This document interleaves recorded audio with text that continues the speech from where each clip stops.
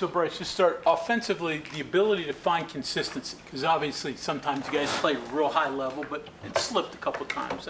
How do you become more consistent offensively? Just execution, little things during the week in practice and stuff that we have to really be, kind of strict on, and just not letting the standards slip day by day, and really just trying to keep everybody up, keep everybody motivated, and just work on execution, because everybody knows we can score, but, just like you said, being consistent is kind of the problem. What is it about these guys? You've had good games against these guys. Mm-hmm. What is it about Iowa State that brings out the best in Bryce Ford-Wheaton? I don't really know, honestly, but I feel like they're a fun team to play because I feel like they're also like us. So, I feel like they're always very even matches or matchups, but, we got the best of them last year. The year before that, they got the best of us, so I think it'll be a fun game. You said Ames is a tough place to play. What does that, as a player, what does that mean? What makes a place tough? Fans really active and loud, like third downs, and especially third downs, really. When the crowd is just roaring and stuff, kind of, puts pressure on the offense to communicate and execute the play. Do you agree that Ames is a tough place to play? I don't know if it's something that the common fan would probably think of when they're naming the top 10 toughest places to play. I've never played there, honestly, so I don't really know. But from what it seems like, it does seem like a hard place to play, just because, even like the field is grass, and I see like a lot of people have trouble, keeping their feet out there. Like I said before, the fans are roaring. I mean, I just feel like it's going to be a really good environment, atmosphere. Are you aware that this stadium was modeled after that stadium out there? Yeah, actually, I think my uncle told me that a while ago, but it looks like very similar. When I just looked at it for the first time, I just thought of it. It kind of reminded me of Milan Puskar, so yeah, it's kind of interesting. You were hurt last time? You didn't go make the trip out there? I was contact trace during COVID. Oh, okay. That makes sense. Mm-hmm. Bryce, you've been living this year making contested catches. I mean, it's been a hard time completing the ball to you. Mm-hmm. Did you see Reese's catch, and what were your thoughts on that in that kind of situation? Rhys always makes catches like that. I don't know if everybody knows this, but like in practice and things, like he makes catches like that all the time. So when I seen the ball get thrown to him and he laid out, I already knew he was going to catch it. And that's just what he does. He's just a tough guy. And no matter what the contact is, he's always going to come down with the ball on a play like that. But I was watching it. It was almost like it was in slow motion. I just seen him take off. And I was kind of like nervous for him when he was in the air, but he got the job done. I looked down at him. I mean, he was hurting for a little bit, but then he got up and, he started turning the crowd up. So it was a good deal. What's it like to celebrate when you can't get your breath? Yeah, I mean, I don't know, honestly. It takes a little. I've had it, but I haven't had to, have a quick turnaround and just celebrate with the, turn the crowd up and stuff. But from what it looked like with Rhys, I mean, he was on the ground. I mean, he took a big gasp of air, got up, looked at the crowd, and just started turning everybody up. So, I mean, it was fun to watch and fun to be a part of. But you know that, though. What's the secret to making contested catches? Is it physicalness? Is it mental toughness? Is it concentration? It's kind of mental and I would say concentration, just because like mentally you have to just know that when the ball's in the air that that you're going to come down with it, because you have to expect to make every contested catch. And then just focusing on the ball when it's in your hands, just like squeezing it and not letting the DB play through the ball or anything like that. Well, to his point, when you're going to get hit, and particularly when you're going over the middle, what goes through your mind? What's the process of catching the ball? It's gonna hurt regardless, so you might as well catch the ball.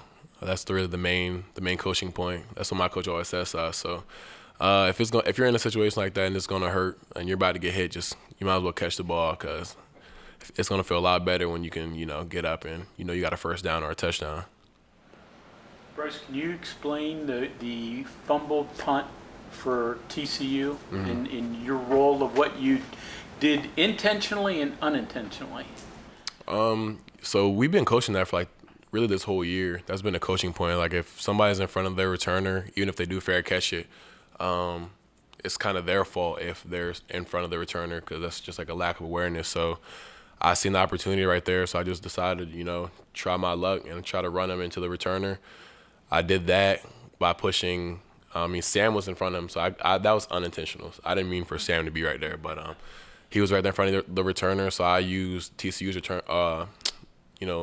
blocker to push him into Sam. Sam ended up hitting him. He fell, and the ball actually didn't even touch him on that time, but X-Ray Low did a great job of pushing another TCU player into the ball, and then Malachi Ruffin ended up jumping on it. So that was kind of something we worked for a while in practice and talked about this season. So you're working in practice. You ever had an opportunity to do it in the game before? No. Last week I was actually kind of flexed out on a punt as a gunner instead of being on the line.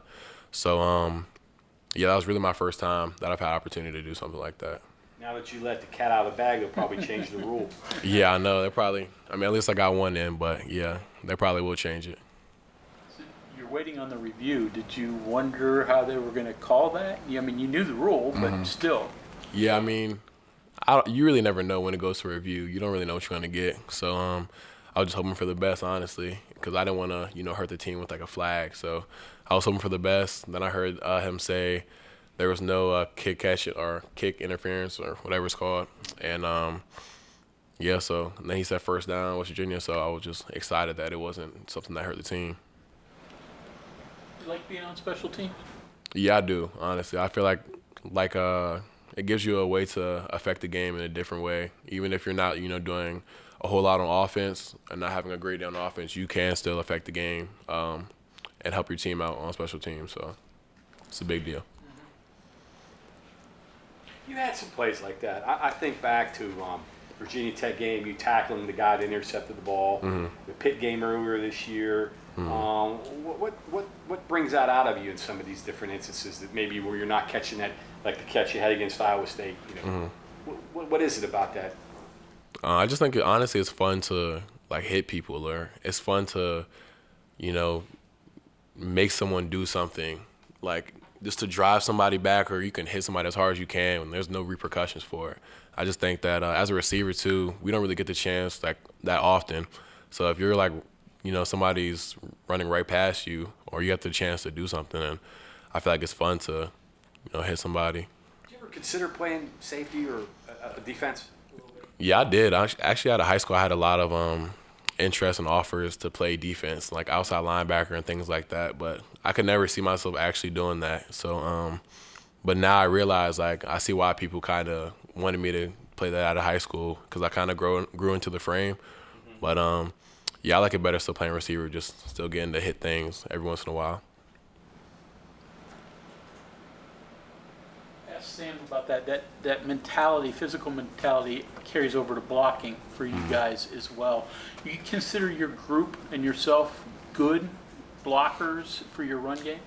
Yeah, I definitely think that we're good blockers in the run game. I think that we do a lot of things that a lot of other receivers at different places aren't really willing to do by sticking their nose in there. Like Sam's probably 180, 175, and he goes in there and he'll hit with a linebacker who's 6'4", 250. It's just that mentality is something that I feel like our receivers have here when it comes to blocking, and I think that's kind of what makes us special in a type of way. Anything else for Bryce? Thank you, sir.